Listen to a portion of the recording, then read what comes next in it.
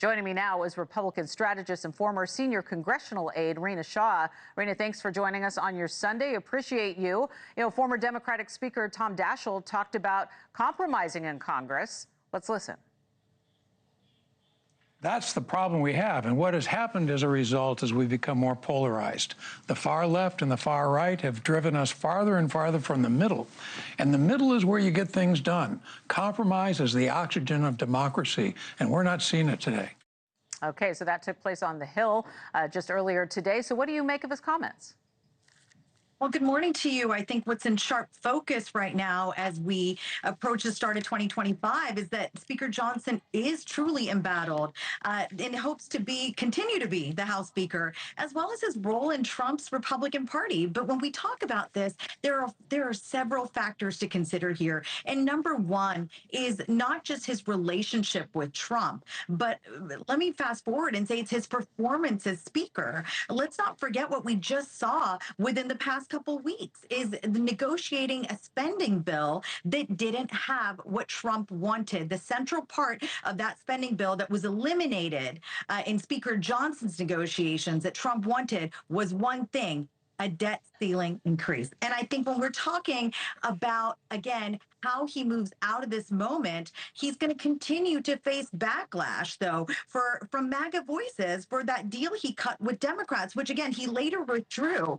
But I think these Republican voices that are coming up, like Representative Massey, he's always been out talking about how he's concerned about spending, but them declaring they won't vote for him, that's a big step in the wrong direction. I think the Republicans need to look at how Johnson has positioned himself over the past year in particular as we approached Election Day. And that, again, is tying himself to Trump more closely, making sure he positioned himself as a collaborator with Trump. That's got to count for something. And I think a lot of House Republicans will take that into consideration before this very crucial vote.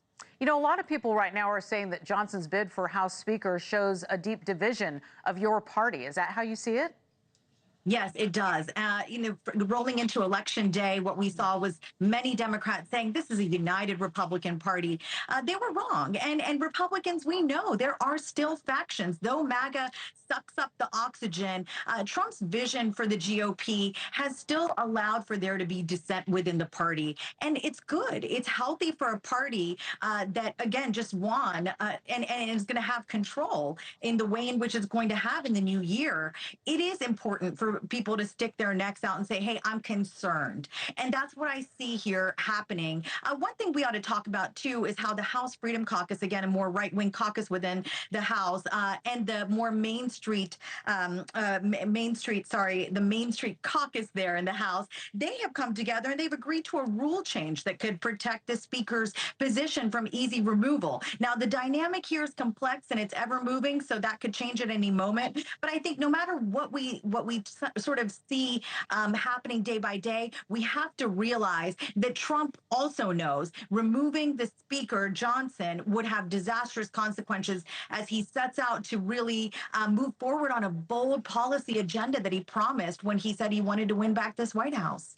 When we take a look at the past of what's just happened, do you think that the spending deal shakeup was really the last straw for Johnson? A lot of people are pointing to that on the list of things.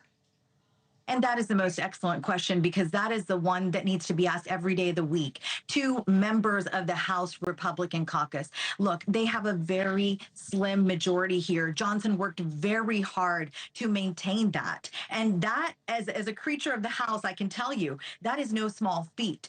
And letting sort of the debacle that happened with the spending bill that Elon Musk inserted himself into wrongly at the 11th hour, letting that kind of overshadow the Speaker's performance, I think is a step too far, and is not being cognizant of everything it takes, as Daschle indicated in his interview this morning on this network, that it doesn't indicate a knowledge of how things get done. We must see lawmakers recognize coming to the middle is the only way legislation gets passed for the American people, and that is the Republican Party's #1 job right now. No more investigations, solutions only. Thanks for watching. Go to joinnn.com to find NewsNation on your screen. And don't forget to click the red subscribe button below to get more of NewsNation's fact-driven, unbiased coverage.